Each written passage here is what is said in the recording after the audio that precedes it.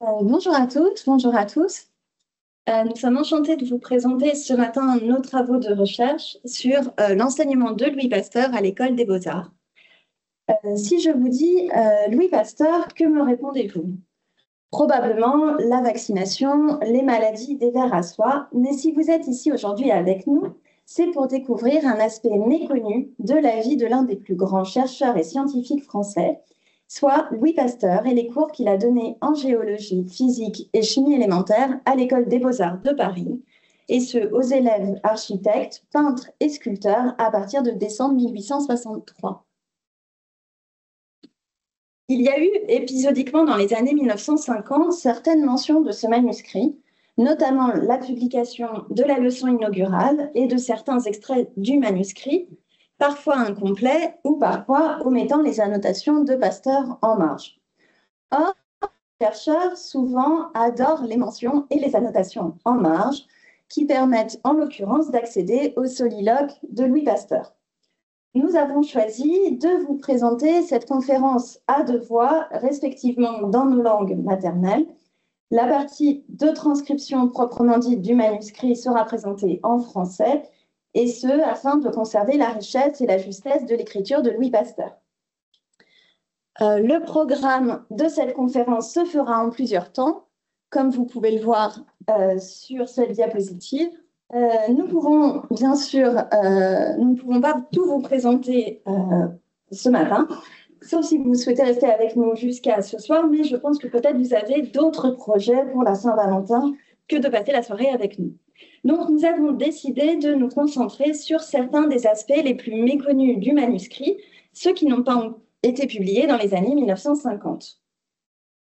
Pour ceux d'entre vous qui suivent nos conférences sur Louis Pasteur aux Beaux-Arts, déjà nous vous remercions de votre fidélité.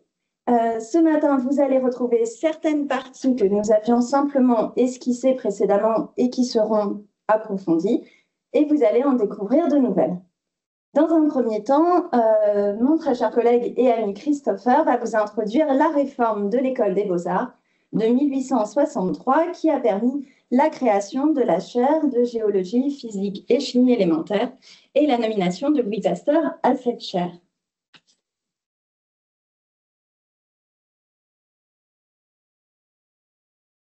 Merci Pauline, merci. Alors, ils m'ont dit que je devrais parler en anglais aujourd'hui, parce qu'il y a beaucoup d'anglophones au sein de RMF. Je ne sais pas si c'est vraiment le cas aujourd'hui. Et c'est la première fois qu'on fait une conférence en bilingue comme ça. On va voir si ça marche ou pas. Mais j'espère que l'anglais ne vous gêne pas trop. Évidemment, après, s'il y a des questions, n'hésitez pas de me poser vos questions en français. Okay, so Louis Pasteur and the École des Beaux-Arts. It's a kind of unexpected combination.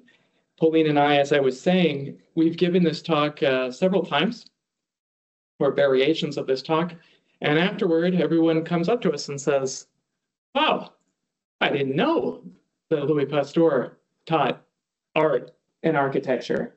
That's crazy. Why didn't everyone ever tell me that? And in fact, it's not a secret. It's been discussed in biographies of Pasteur, but in a very minor way. It's kind of glossed over. And art historians mention it occasionally, very anecdotally. When they talk about a specific event, a major event in the history of French art, which is the reform of the École des Beaux-Arts in 1863.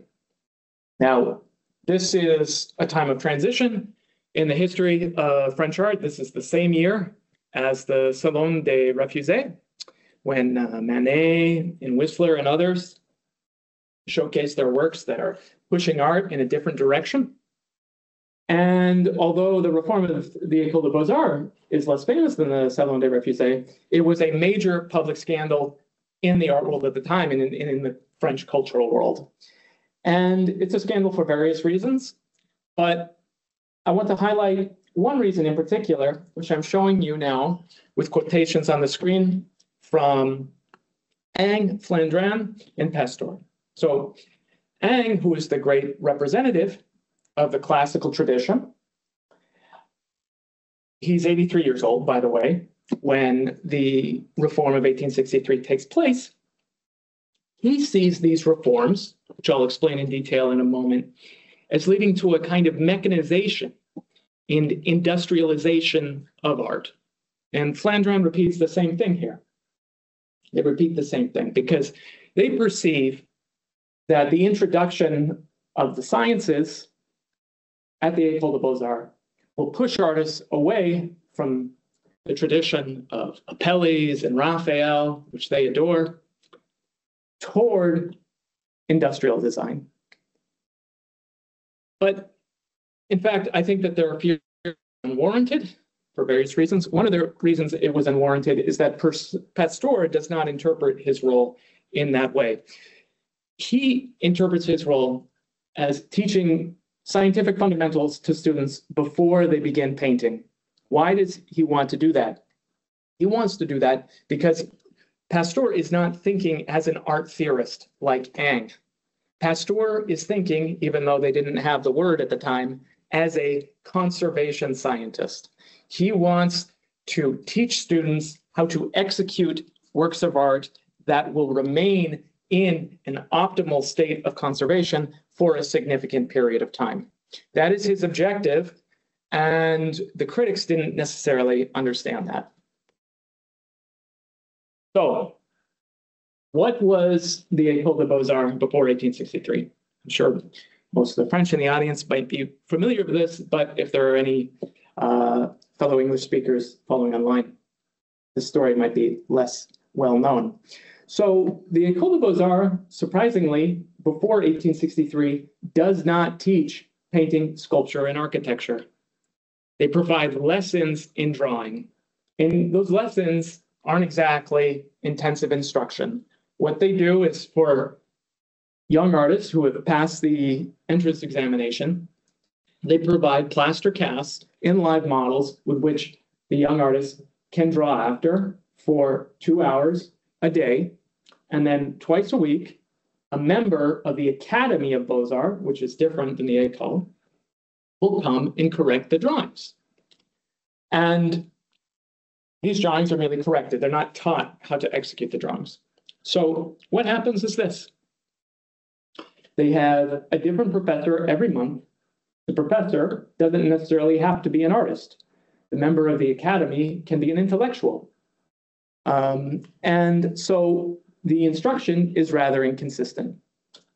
So if this is the case, why is the École des Beaux-Arts so important? It's because the École des Beaux-Arts awards the Prix de Rome, which is the viable path to an artistic career in the 1860s and throughout the 19th century. So I'm showing you two images here that were executed after 1863, but nevertheless, you get the idea. It's groups of men drawing after models. And the image there on the right is actually from the Académie Julian, which was a private for-profit art school founded in 1868, around the same time, in the Passage des Panoramas. And I think it's interesting to note here that it's a for-profit school that admits foreigners and also women who are not allowed at the time to attend the École des Beaux-Arts. In fact, Pauline has a student who's writing a thesis on women at the École des Beaux-Arts, and there are no women students at the École until the 20th century. Is that correct? Yeah. Even though the law changes in 1897 and they hypothetically permit them, there are no women students. But at the Académie Julian, already by the year 1885, there are over 400 women students, over 400. At the École des Beaux-Arts, after 1863, in the painting classes of Gérôme, there were only 13 students, 13 versus 400, 13 all male students, 400 women. So that tells you at the time that there is a market, there's a hunger for art education that the École des Beaux-Arts before 1863 and even after isn't really addressing. So it's completely normal that the school needed to be reformed. So the reforms are announced by the superintendent of the Beaux-Arts, Neue Kerke. And in November 13th, November 1863, the law comes into effect and it's published on November 15th. And what he says in this article here that you see in the Moniteur Universel, he says, isn't it ridiculous that in our official art school, we're not teaching painting, sculpture, and architecture? We're just not teaching it. Isn't that ridiculous? And if you read the fine print of the article, he goes on to discuss how he's creating professorships for the first time at the École, including the professorship which Louis Pasteur will occupy. So although Neue Kerke publishes this reform, and he's the government official responsible for it, the real mastermind is the architect Viollet-le-Duc. And the summer before this decree was made official by Neue Kerke, in fact, he was on vacation with Viollet-le-Duc, and they kind of hashed this out and decided it together. And then Viollet-le-Duc published a 3-part polemic in the official journal, the most important art publication at the time, the Gazette des Beaux-Arts. And I encourage you to read these articles. They're online. They're very, very contemporary. Viollet-le-Duc says many things. He encourages artists to engage in plein air painting, for example. And one of the most interesting things is that he complains about how the French government is spending its money. He says, why is the French government paying young men who want to be architects? And remember, they were exclusively young men at the time. Why are we paying them to go to Rome for 5 years, where they draw after antique sculptures, when we want them to come back to France and build schools and hospitals? Why are we paying them this? You know, this is a theme that Pauline is going to take up in her portion of the talk. Another great anecdote in the article that I can't help but mention is he says, we owe it to young people to give them a serious art education, because young people have already gone through hell trying to convince their parents to give them permission to go to art school. And I find that very funny that already, even in the 19th century, when art was so popular in France, that parents were afraid that their kids would want to become artists. So these reforms and these publications by Viollet-le-Duc, they are not met very well by the art establishment. And so the art establishment, represented by Ingres here, or Charles Leblanc, another member of the Académie des Beaux-Arts, they want to maintain drawing as the most important element in art education, not teaching painting, sculpture, and architecture. Ingres says, all you need to teach is drawing. You can learn how to paint in 8 days, only 8 days. Later, Louis Pasteur will be giving his students hard lessons in chemistry and in biology. Totally different vision. Here with Charles Leblanc, you see the extraordinary metaphor in which he appears to believe that the École des Beaux-Arts is a kind of paradise that has been permanently corrupted by the introduction of different methods of teaching. So, what are the reforms? The reforms are simple. They established permanent ateliers of painting, sculpture, architecture, and also engraving, with multiple professors who will teach students these techniques. They also have obligatory courses in perspective, anatomy, art history and aesthetics, mathematics, geometry, history, archaeology, and the topic that Pasteur will teach, geology, physics, and chemistry. They also limit the eligibility for the Prix de Rome to 25 years, and they cut its time to 4, but they increase the money that the French government will spend because they want artists to travel more outside of Rome. And they introduce women models in the ateliers, which, surprisingly enough, the male students dislike. I should say that, as you see from this quote from the director of the École des Beaux-Arts during the 1870s, this was an enormous public scandal, an absolutely enormous public scandal, and little by little, these reforms will be undone. So, if this is a big public controversy, what is Louis Pasteur's attitude about this public scandal? What is his attitude about it? Well, after, transcribing with Pauline some, 500 pages of text, spending several years on this, we have not found the kind of money quote that we would like, where Pasteur says, oh, Ingres, he's a bitter old man. I support Viollet-le-Duc. No. We don't have that. We don't have that. But what we do have is we have all the examples of art that Pasteur wants to research and teach to his students. And I think that when you see how Pasteur engaged with works of art and how you see how he moved within artistic circles at the time, what Pauline calls la vie artistique, we see that, in fact, he navigated very skillfully this public controversy by striking a balance in which he valorizes the traditions of the Beaux-Arts that remain scientifically and technically sound. And one of the ways that we see that is that Pasteur, in fact, has the same taste in art as Ingres, the person who doesn't want him teaching at the École des Beaux-Arts. He likes the classical tradition. And this is one of the reasons that biographies of Pasteur have ignored this episode of his life, because they want to see a cutting-edge scientist also having avant-garde taste in art. They want him to be interested in Manet and Courbet, but Pasteur is not. He is interested in Girodet, in Barengros, in Prud'homme, in Ingres, in Flandrin, especially in Flandrin's work, painting murals in wax. These are the artists that throughout the notebooks, Pasteur is constantly studying their works. He's going around and he's asking Frédéric Rizet, the director of the Musée National de France, about the conservation of Girodet's works. He's going and talking to the new director of the École des Beaux-Arts, Joseph Robert Fleury, the father of the painter Tony Robert Fleury. Where did these artists buy their pigments? Do you think their works of art are well conserved? He's doing this. And you see here, for example, that he's very interested in wax because he believes that it preserves the colors over time better necessarily than oil painting. He's also interested because there's a speculation at the time within the chemistry literature, specifically to chemists named Darcet and Thénard, that in fact, if you use wax as a preparation for a mural painting or even for an easel painting, it will withstand various atmospheric changes better. It will hold up to changes in humidity better. And Pasteur is interested in experimenting with that.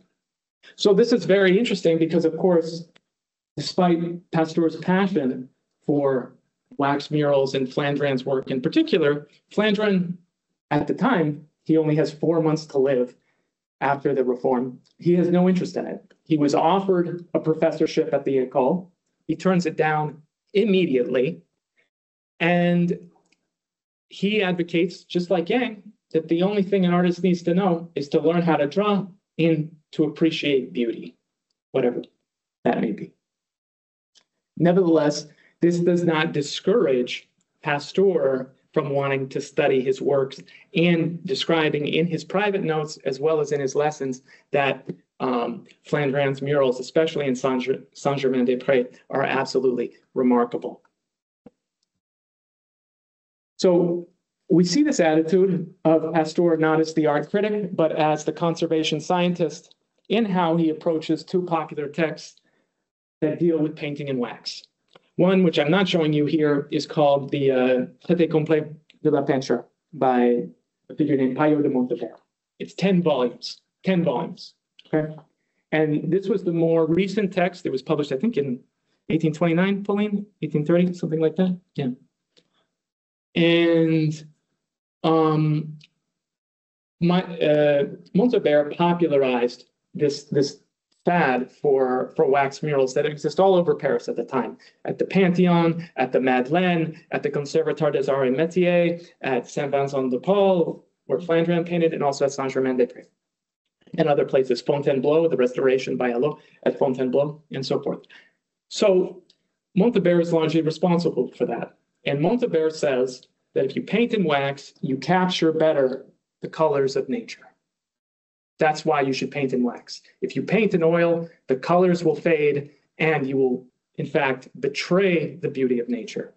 Pasteur writes in his notebooks, and he tells his students, this is absolutely nonsense. This guy Montalbert, he's not asking questions about atmospheric conditions. He's not asking questions about light. He's not asking questions about how pigments interact with the support, about how they're mixed together. He's not doing that. So we can disregard this work, even if it was recently published. Much more interesting is this 110-year-old text by the Comte de Caylus, in which he reintroduces wax painting in the 18th century.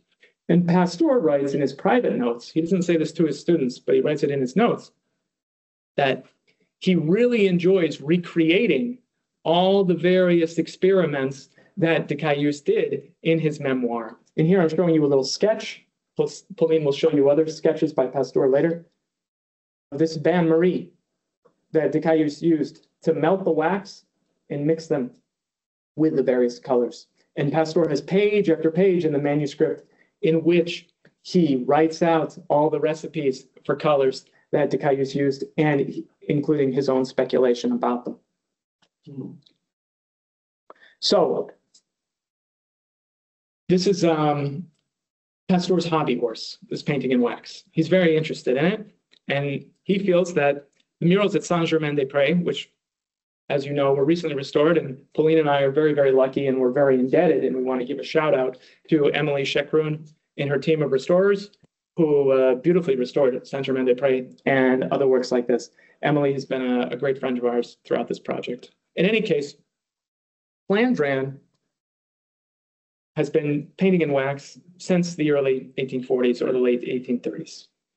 First at the Church of Saint-Séverin in Paris, and then at the Château Dampierre. And one of the things that's interesting is that Pasteur is going around Paris, and he goes and he talks to the man who is the architect of the Château Dampierre, Félix Dubon, who is also the architect of the École des Beaux-Arts.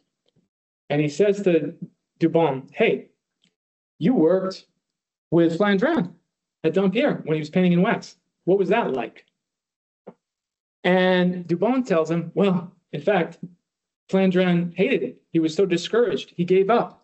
He had to restart again and again. It was so difficult for him. And this is confirmed by letters that Flandrin at the time sent to his mother, explaining that he and his brother Paul, who always worked with him, they would work 12-hour days from 6 in the morning to 6 at night on this. And so Pasteur, what he wants to do is he wants to ask more and more people how Flandrin painted his frescoes. Okay. And he eventually asked Robert Fleury, where did Flandrin buy his pigments in order to execute the murals at Saint-Germain-des-Prés? And Robert Fleury supplies Flandrin with the address, and Pasteur, he buys the pigments and he starts to experiment on his own. And I think this shows Pasteur's mentality and how he wanted to navigate this public controversy very well. Because although Flandrin was opposed to the very teaching that Pasteur was doing, this did not prevent him as an objective conservation scientist from recognizing the value of his technique and the interest in this technique. In fact, he devoted the majority of his lessons in 1865, of the 6 lessons that he gave, he devoted 3 or 4 lessons to that. So I think in that way, you see really Pasteur's mentality. He remains objective, neutral, divorced from this public outcry. He's not interested in these abstract art theories like Ingres. And thanks to his immersion in the Vie Artistique in Paris at the time, we now have preserved in the notebook several precious technical details that have been heretofore unknown and which Pauline and I hope to make public shortly. And merci pour votre patience avec mon anglais. Maintenant, Pauline va parler dans des détails. Elle va expliquer beaucoup de thèmes du manuscrit de Pasteur. Ça va vous intéresser beaucoup. J'espère que ça vous intéresse. Comme l'a souligné Christopher, l'intégralité des manuscrits de Pasteur atteste non seulement de la démarche scientifique de Louis Pasteur, mais également de ses très nombreuses recherches historiographiques pour comprendre les liens étroits qui vont unir l'art et la science. La partie expérimentale se retrouve dans les registres de laboratoire dans lesquels Louis Pasteur insiste sur la nécessité de disposer d'un laboratoire pour mener à bien ses expériences et transmettre aux étudiants des notions élémentaires de chimie.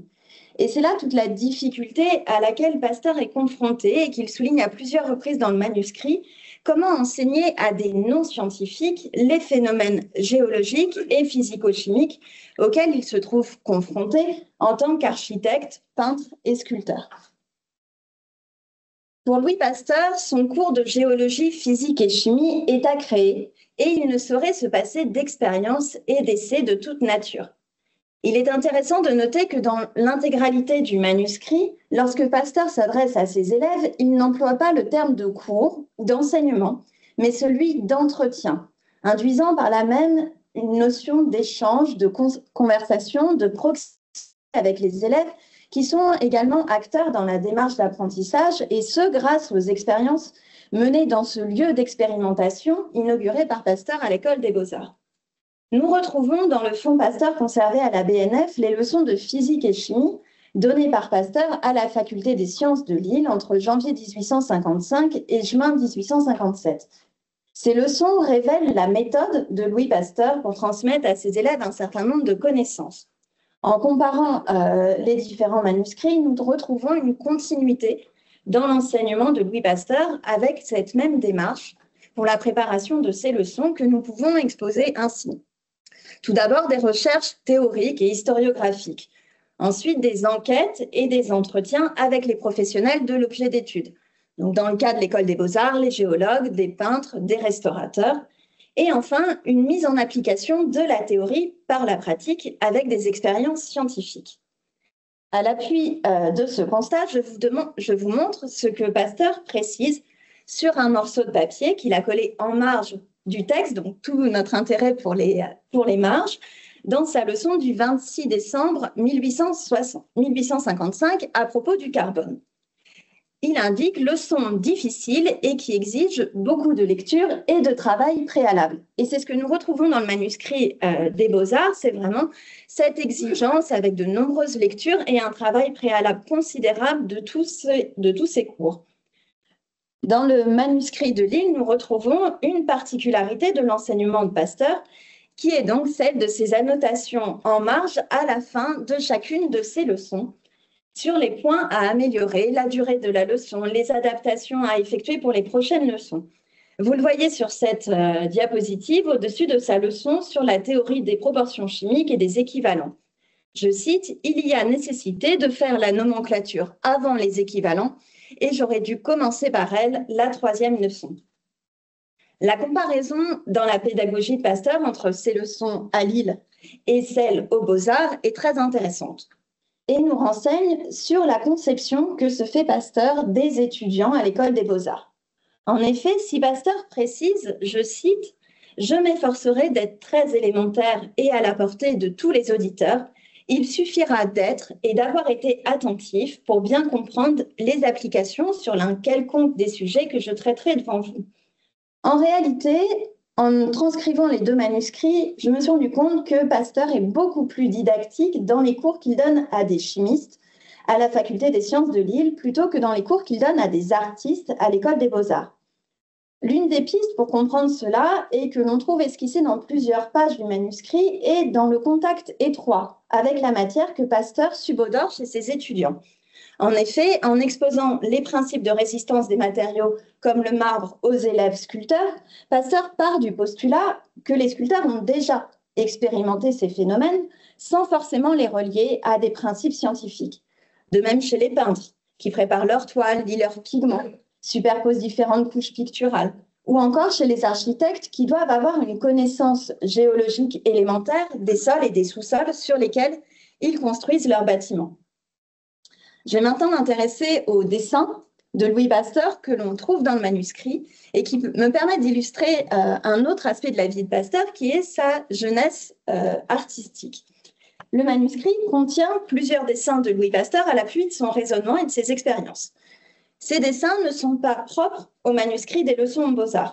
Nous les retrouvons dans les presque 100 registres d'expériences scientifiques datant de 1848 à 1887 conservés à la BNF et qui ont fait l'objet d'une présentation par Marie-Laure Prévost dans l'ouvrage Pasteur à l'œuvre qu'elle a co-dirigé avec Philippe Brugnot. Vous voyez sur cette diapositive le dessin. Alors voilà, donc sur cette diapositive, le portrait de Cécile Pasteur, que Pasteur avait demandé à Auguste Leloir. Donc vous avez ici le portrait réalisé par Auguste Leloir, pour lequel Pasteur a assisté aux 6 séances de pause afin d'étudier précisément le processus créatif du peintre, depuis le choix du support jusqu'à la superposition des différentes couches picturales, le temps de séchage, les modifications de certains éléments dans la composition. Peut-être certains d'entre vous l'ignorent-ils, mais très tôt, Pasteur a développé une passion pour le dessin et particulièrement pour la technique du pastel. Vous voyez ici le portrait du père de Louis Pasteur, conservé donc au musée Pasteur, qu'il a réalisé en 1842. Certains des pastels de Louis Pasteur sont actuellement analysés par la spécialiste des analyses scientifiques du pastel, Émeline Pouillet, que beaucoup d'entre vous connaissent ici. Ce qui est toutefois notable, c'est que nous n'avons qu'une seule mention de la technique du pastel, que pourtant Pasteur a longuement pratiquée dans sa jeunesse, et cette mention se retrouve dans la leçon aux Beaux-Arts du 6 mars 1865. Je vous cite l'extrait dans lequel il évoque le pastel. Quoi de plus naturellement indiqué que le mélange des couleurs avec l'eau gommée pour provoquer l'adhérence des couleurs aux objets?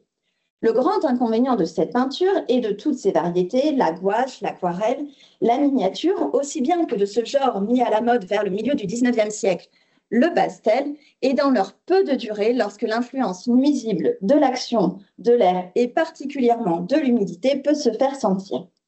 Or, vous avez beau faire, il est absolument impossible de défendre de l'humidité les grandes compositions de la peinture. Elles sont presque toutes forcément exposées à toutes les injures de l'air.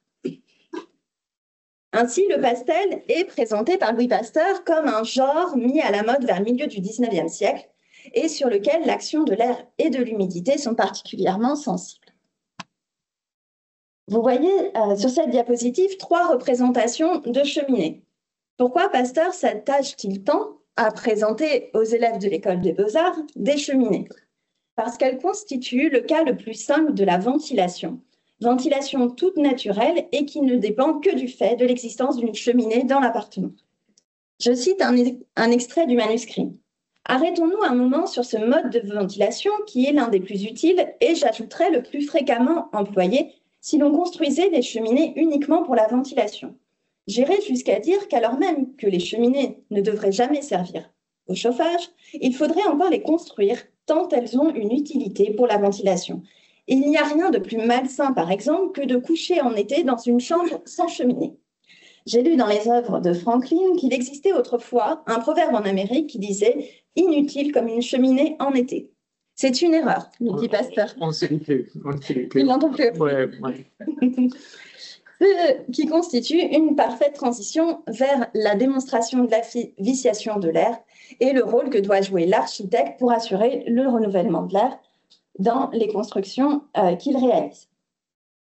Certains d'entre vous le savent, Chris bien sûr et également d'autres chercheurs avec lesquels je l'ai évoqué, j'ai été marquée par le nombre très important d'oiseaux utilisés par Pasteur pour ses expériences dans l'ensemble des cours qu'il a donnés. Louis Pasteur va mener l'ensemble de ses expériences sur la viciation de l'air devant les élèves de l'école des Beaux-Arts avec des oiseaux qu'il va placer sous cloche pour démontrer dans quelle mesure l'air s'altère par la respiration. En reprenant les expériences de Lavoisier sur le gaz azote, soit littéralement un gaz incapable d'entretenir la vie, et les bougies, Louis Pasteur va démontrer que l'allumette s'éteint au contact de l'azote comme si on la plongeait dans l'eau et qu'un oiseau qui entre en contact avec ce gaz périt aussitôt asphyxié. Sur la ventilation, vous voyez ici 2 expériences à la faculté de sciences de Lille et en Sorbonne avec un oiseau sous cloche pour comprendre les phénomènes respiratoires et l'altération de l'air par le rejet de l'acide carbonique. C'est une constante avec l'école des Beaux-Arts où on retrouve toutes ces expériences avec des oiseaux. Et je vous cite un extrait du manuscrit qui dit, je cite, « Dans ce volume limité d'air où nous l'avions renfermé, ce malheureux oiseau faisait instinctivement de longues respirations afin de faire pénétrer dans ses poumons un volume d'air assez grand pour qu'il contînt encore du gaz respirable et vital. Et comment l'architecte peut-il pallier dans les villes à cette viciation de l'air? Grâce aux arbres, ce que tous les politiques d'urbanisme tentent de faire aujourd'hui, notamment à Paris. Je vous lis un extrait. Et voyez comme tout se tient dans la nature et dans les choses de la science. Cette simple notion suffit à l'architecte, comme à toute personne du monde, pour comprendre que les parcs, les jardins, les squares au milieu des grandes villes sont plus qu'un ornement, plus que des lieux de promenade et d'agrément à l'enfant, au vieillard, à l'infirme et aussi à l'homme sain. Vous offrez par ce moyen un air plus pur, vous assainissez l'air qui, dans les grandes villes, a tant d'occasions de s'altérer. Toutes les fois que vous le pourrez, toutes les fois que vous serez appelé à émettre un avis sur ces questions, n'hésitez pas à recommander des plantations, les arbres verts autour des habitations. Quel est le rôle de l'architecte dans les constructions? Pour Pasteur, l'architecte doit faire en sorte que l'air expiré et impur soit expulsé au fur et à mesure de sa formation et remplacé par une quantité équivalente d'air pur venu du dehors de l'enceinte. On atteint ce résultat par la ventilation, qui n'est autre que le renouvellement de l'air des lieux habités. Pasteur a donné plusieurs catégories d'exemples de constructions dans lesquelles la viciation de l'air est importante, comme les prisons ou les hôpitaux qui sont, je cite, des lieux de concentration obligés, pour reprendre les termes de Michel Foucault dans son ouvrage « Les machines à guérir aux origines de l'hôpital moderne ». Tout comme les hôpitaux, les prisons constituent un enjeu de santé publique et Pasteur va alerter plusieurs fois dans le manuscrit sur la surpopulation carcérale, cause de l'explosion de maladies et de potentiels foyers épidémiques. Je n'entrerai pas dans le détail des questions architecturales relatives aux prisons, puisque j'aimerais étudier avec vous l'architecture hospitalière largement envisagée par Pasteur dans son manuscrit. À partir du XVIIIe siècle, l'architecte peut être qualifié d'architecte médecin. Il doit se soumettre aux exigences architecturales du bâtiment qu'il construit, comme vous pouvez le voir avec ces citations de Diderot et de Julien Guadet. Julien Guadet, donc, qui a été professeur de la chaire d'architecture à l'École des Beaux-Arts à partir de 1894 et auparavant ancien élève de Pasteur, donc, à l'École des Beaux-Arts. Il précise ainsi: la pensée supérieure de tout programme d'hôpital, guérir. Commodité, aspect pittoresque, tout passe après cela. Pas de résistance sourde aux exigences du traitement. Aux besoins, abnégation dévouée. Voilà le vrai rôle de l'architecte. Pasteur propose son enseignement sur la prévention de la viciation de l'air à destination des architectes au moment même de la publication en 1864 du monumental recueil d'Armand Husson, nommé directeur de l'assistance publique de Paris, dans lequel il décrit des établissements hospitaliers parisiens et il dénonce l'encombrement des hôpitaux dans des proportions alarmantes. Avec l'épidémie de choléra à Montrouge qui a sévi dès 1832 dans la capitale, nous assistons dans les académies des sciences à de nombreux débats quant à l'architecture idéale des hôpitaux parisiens que Pasteur évoque largement dans son manuscrit.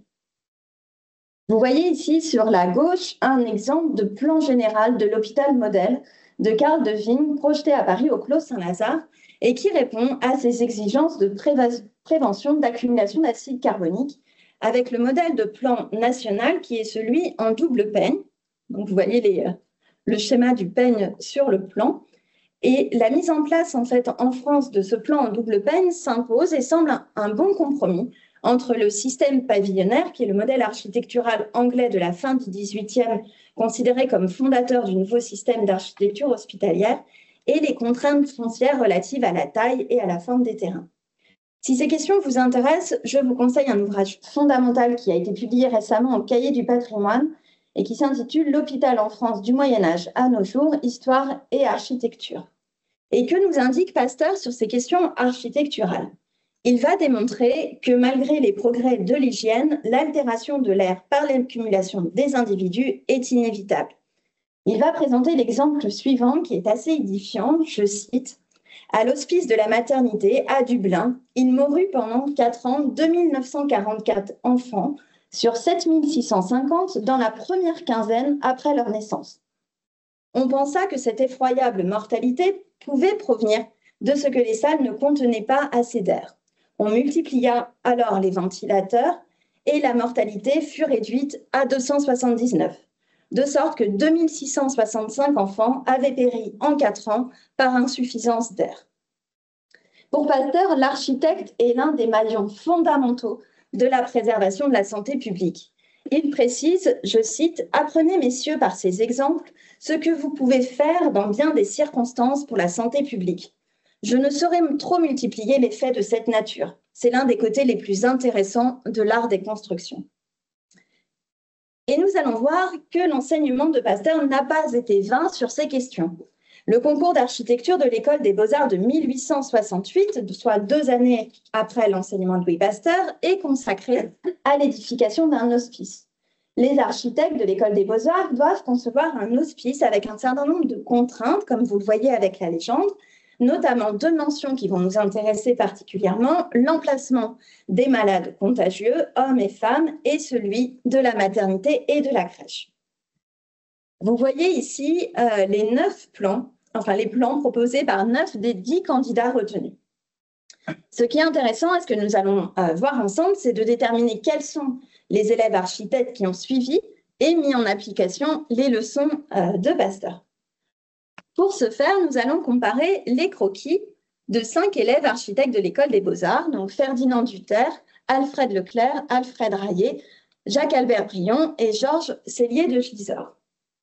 Donc, nous allons commencer avec Ferdinand Duterre, donc admis en 1863 à l'école des beaux-arts et qui a suivi l'enseignement de Louis Pasteur sur l'architecture et la viciation de l'air à partir de décembre 1863.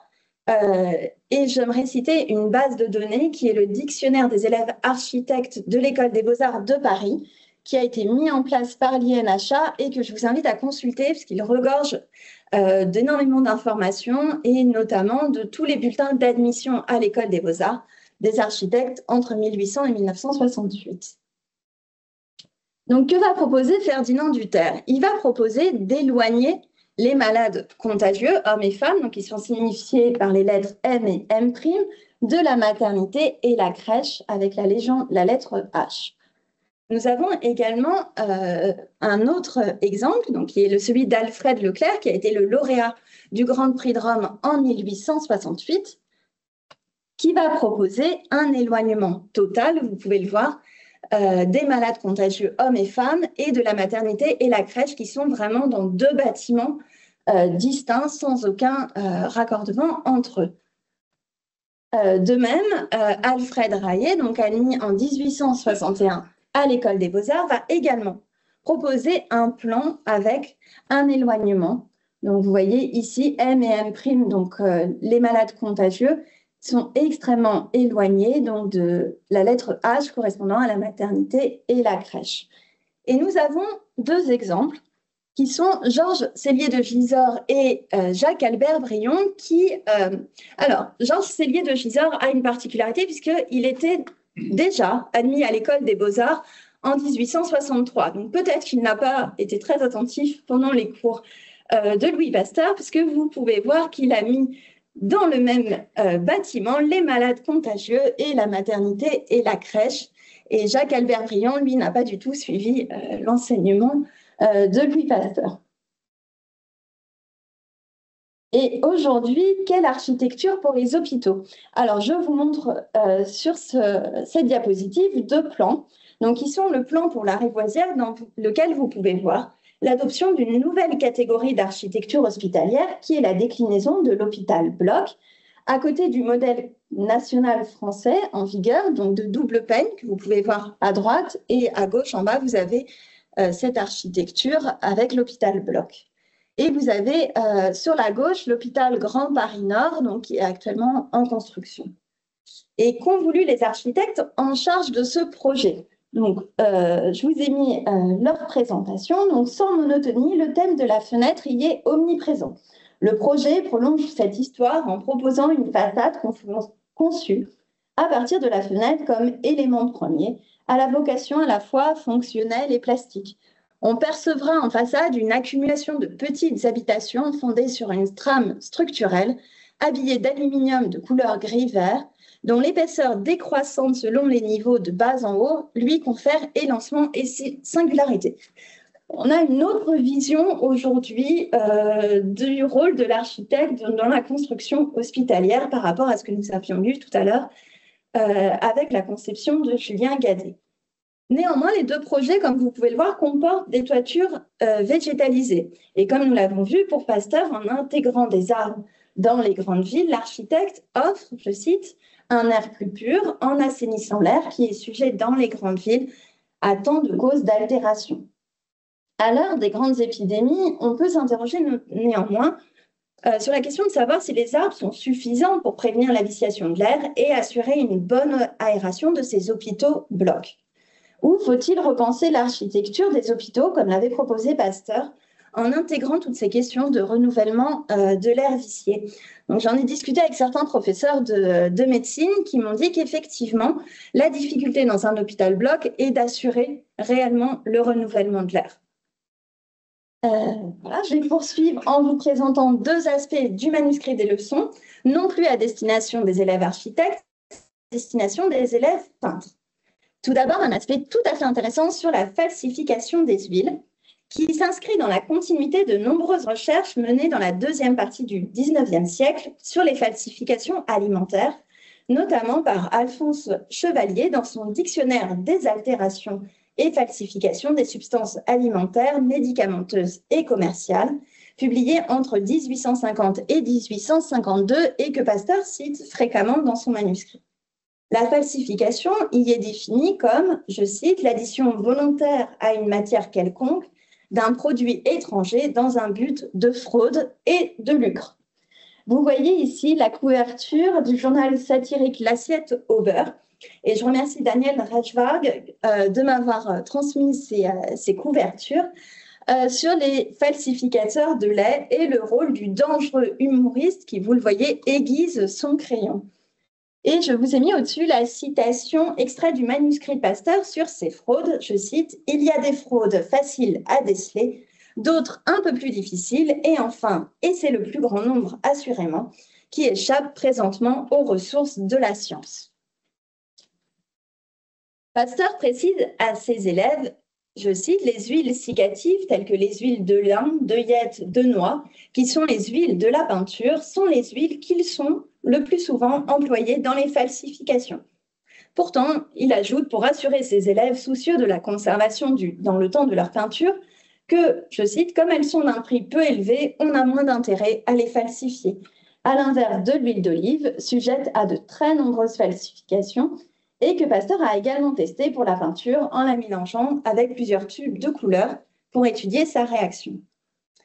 Dans les leçons de Lille déjà évoquées, nous retrouvons les prémices de toutes les questions sur la préservation des matériaux qui intéressent particulièrement Pasteur. Je vais vous citer un passage très intéressant du manuscrit des leçons de Lille sur la conservation du bois, dans lequel on voit que Pasteur est conscient des limites de la surproduction forestière entraînant un déboisement des forêts. Dans quelle mesure les procédés de conservation peuvent augmenter la durabilité pour réduire la déforestation? Nous avons les mêmes questions aujourd'hui. Augmenter la durabilité des produits pour éviter leur surproduction et leur obsolescence et préserver les matériaux dans le temps, ce qui va en compte de la surindustrialisation occasionnant une destruction des ressources terrestres. Je cite un passage du manuscrit particulièrement éloquent puisqu'il répond exactement aux questions que nous avons aujourd'hui. Enfin, et pour terminer, je veux vous dire quelques mots d'une industrie nouvelle mais fort utile, celle qui est relative à la conservation des bois, dont la consommation devient de plus en plus grande par la construction des chemins de fer et dont la production diminue par une foule de causes, notamment par le déboisement trop fréquent de nos forêts. Il est donc intéressant d'étudier les moyens qui peuvent permettre d'augmenter considérablement la durée et la résistance du bois. Je vous renvoie vers les travaux de Jean-Baptiste Fressoz sur la déforestation, qui sont vraiment des questions très actuelles et dont nous voyons toute la difficulté. Nous arrivons à la question aux prémices, pardon, non, c'est ouais, c'est ça. Okay. Aux prémices de ce que l'on appelle aujourd'hui la conservation préventive et dont nous avons certains aspects dans le manuscrit de Pasteur. Ainsi, au commencement de chacune des leçons qu'il va donner pendant les 3 années de son enseignement, Louis Pasteur va transmettre des notions sur la composition de l'air atmosphérique. Je cite un extrait de sa leçon: « Les peintures sont toujours, et pendant que l'artiste les exécute et ultérieurement pendant toute leur durée, quelque grandes qu'elles soient, exposées au contact de l'air. Elles en reçoivent une influence considérable.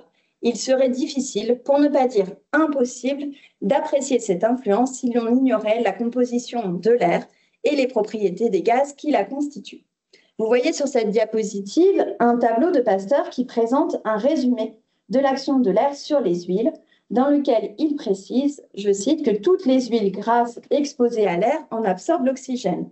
Il distingue 2 catégories d'huiles, donc les huiles comme l'huile d'olive qui conserve une fluidité plus ou moins grande malgré l'exposition à l'air. Il dit qu'elle continue à attacher notamment les étoffes, et les huiles de lin, d'œillette qui au contraire se solidifient plus ou moins rapidement avec un épaississement graduel. Je cite Pasteur, ces faits constituent la base scientifique de l'art de la peinture à l'huile. Pasteur va s'attacher à montrer l'importance de la science chimique, artiste de l'école des beaux-arts, en ce qu'elle lui permet précisément de distinguer les qualités et les défauts des ingrédients dont il se sert et de comprendre leurs propriétés physiques et chimiques. Louis Pasteur souhaite particulièrement éveiller l'attention de son auditoire sur, je cite, l'importance très grande des procédés matériels de la peinture à l'huile. L'artiste, jaloux de la conservation de ses œuvres, ne doit négliger ni la nature des huiles, ni la nature des vernis, ni la manière de les employer. Et je vais maintenant vous exposer une partie de la leçon du 3 avril 1865 consacrée à l'obscurcissement de la peinture à l'huile avec le temps. Louis Pasteur propose d'étudier la ou les causes du noircissement graduel de la peinture à l'huile. Pour ce faire, il commence par comparer l'état de conservation des peintures à l'huile à celle éclatante des peintures réalisées à la détrempe, à l'œuf, à la cire, qui ont précédé cette découverte de l'huile. Il cite ainsi l'exemple de la Vierge et l'Enfant entourés de 2 anges, Sainte Rose et Sainte Catherine, donc conservés au département des peintures du Louvre, et qu'il décrit en ces termes. Voyez par exemple dans le salon carré un tableau de Pérugin, la Vierge tenant l'enfant Jésus adoré par 2 saints et 2 anges. L'éclat des teintes est vraiment admirable. Comme vous le voyez sur cette diapositive, cette œuvre a fait l'objet de constats d'état et de restauration au sein du C2RMF. Et les archives conservent l'historique des interventions. Le rapport de la commission de restauration du 25 janvier 1939 précise en effet à propos de cette peinture, je cite, « état remarquable de la peinture, absolument intacte et dans un état de pureté exceptionnel ». Pour comprendre les causes du noircissement graduel de la peinture, et c'est là une démarche expérimentale que nous retrouvons aujourd'hui dans les laboratoires du musée, Louis Pasteur va s'interroger sur la réalité de ce noircissement. Est-ce l'huile qui noircit réellement? Pour Louis Pasteur, affirmer que l'huile noircit avec le temps est erroné.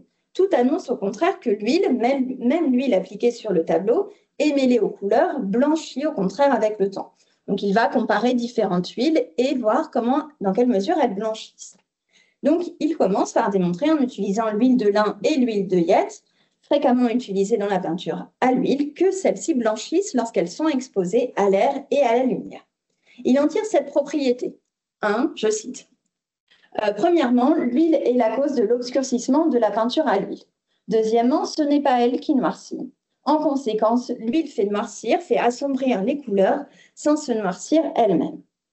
Ainsi, Louis Pasteur souhaite que son enseignement et le développement des laboratoires scientifiques aux côtés des peintres et restaurateurs servent à la conservation des œuvres. En mettant en évidence la convergence des connaissances historiques, scientifiques et techniques vers les aspects de conservation et de restauration, il espère que ces différentes disciplines serviront directement les œuvres. Il note, je cite, que si cette chaire de physique et chimie appliquée aux beaux-arts avait été instituée il y a quelques 20 ans, des recherches auraient surgi et que peut-être aujourd'hui, on saurait mieux faire de la peinture durable, les causes des altérations et les moyens de les éviter. La chose n'est pas impossible puisqu'elle a 100 fois été réalisée et il est vraiment étrange que ce soit les premières écoles de peinture qui aient sous ce rapport une immense supériorité. Je conclurai notre intervention par cette citation de Pasteur à ces étudiants qui reflètent réellement toute la richesse des recherches de Pasteur et son côté visionnaire que nous avons soulevé tant dans son étude des principes matériels de la peinture à l'huile et de l'importance des principes physico-chimiques que dans l'urbanisme, l'architecture que doivent adopter les villes. Je cite Pasteur, c'est là le propre du vrai savant. Plus il a rassemblé de données positives, plus il a fait de conquêtes dans le champ de l'inconnu, plus il est réservé sur celle de l'avenir. Au contraire, plus un homme a vécu d'idées systématiques et chimériques, plus il a d'audace pour affirmer, parce que le propre des habitudes de sa pensée est de ne pas connaître de règles.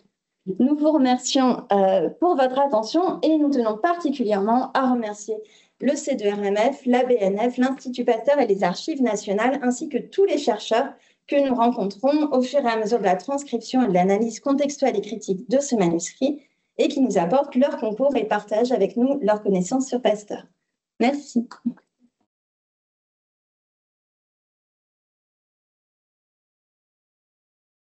Et nous serons ravis de répondre à vos questions.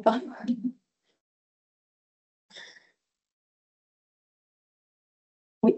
Oui. Juste après Pasteur, il y a eu à l'École des Beaux-Arts justement un mouvement de poursuite de ces recherches. Oui, alors il y a un professeur qui a poursuivi les recherches. Oui. Un professeur qui a poursuivi l'enseignement de Pasteur. Mais aujourd'hui, en fait, il n'y a plus malheureusement cet enseignement. Et j'ai parlé avec la directrice de l'École des Beaux-Arts qui m'a dit que c'était très regrettable et que ce serait intéressant qu'il y ait de nouveau cet enseignement dans l'École des Beaux-Arts, justement pour que les peintres puissent s'emparer en fait de ces questions et connaissent en fait les principes physico-chimiques de la matière. Donc, après, je ne sais pas si elle a l'intention de... On sait pourquoi ça s'est arrêté. Il y avait des arguments qui ont été opposés contre la tenue de ce cours ou c'est parce qu'il n'y avait plus de professeurs Non, je pense qu'en fait, c'est toi qui as poussé. Oui, parce que, oui, en fait, les réformes ne duraient pas très longtemps. Déjà, vers le début des années 70, presque toutes les réformes de Viollet-le-Duc et Nouvelle-Kerque ont été renversées.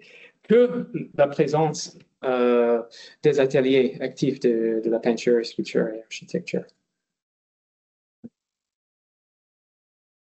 Moi, j'avais une question, juste pour rebondir sur votre question.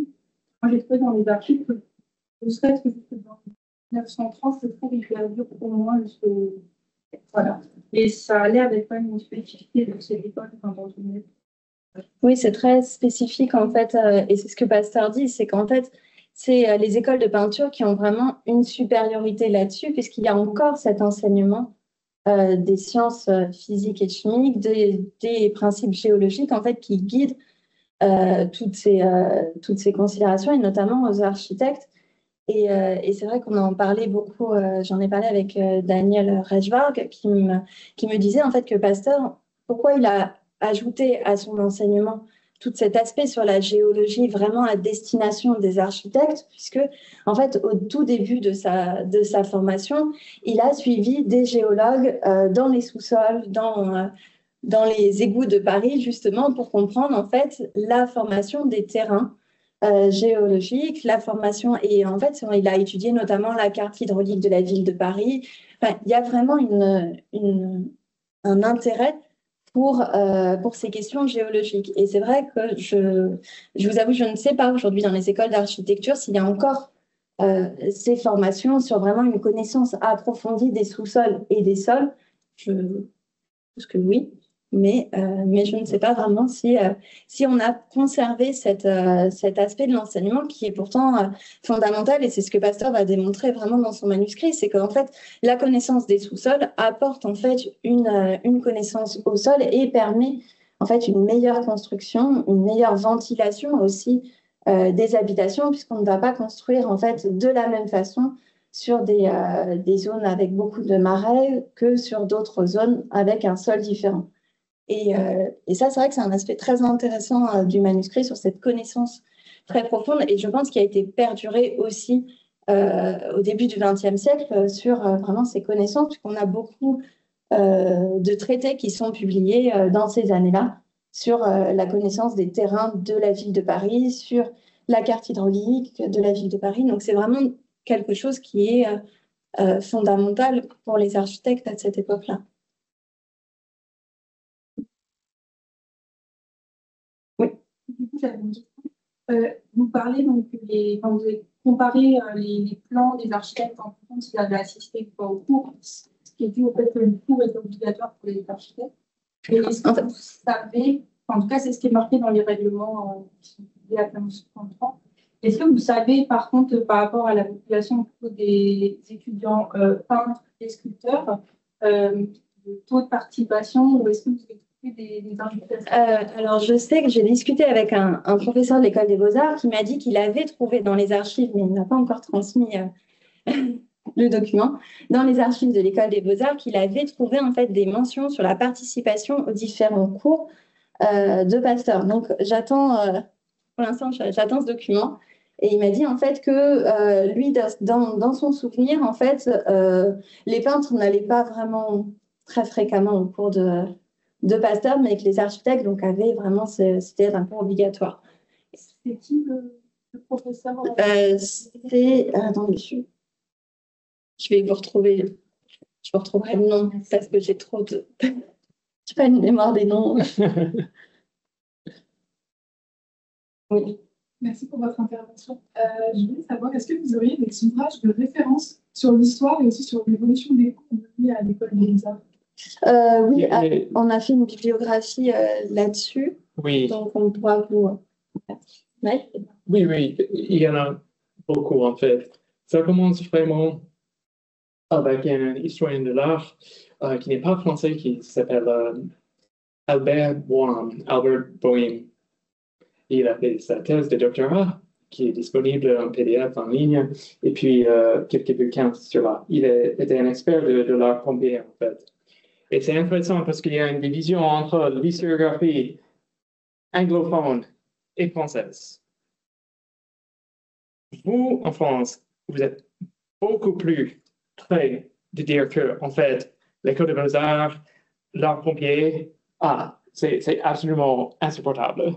Et, par exemple, c'est ce que vous voyez dans le bouquin de Gérard Monnier, qui sera peut-être plus facile à trouver ici en France. Il y a beaucoup de mépris chez certains historiens de l'art pour l'art pompier. Aux États-Unis et en Angleterre, au Canada, nous essayons de trouver quelque chose de beau quand même chez ces artistes qui restent encore très académiques, malgré la naissance du modernisme, de l'impressionnisme, etc. Donc, il y en a beaucoup. Albert Boehm est un classique. Gérard Monnier en France, aussi une historienne de l'art française qui s'appelle Annie Jacques, je pense. Anne Jacques ou Annie Jacques, je pense que c'est Annie Jacques. Elle a publié un recueil des documents du 19e siècle qui est très utile. Vous trouvez Noël Kerke, Viollet-le-Duc, Julien Gadet, Pasteur, bien sûr, et plein d'autres. Maxime Duchamp, l'ami et l'écrivain de l'ami de Flaubert, il a écrit une sorte d'essai sur les réformes qui est très drôle.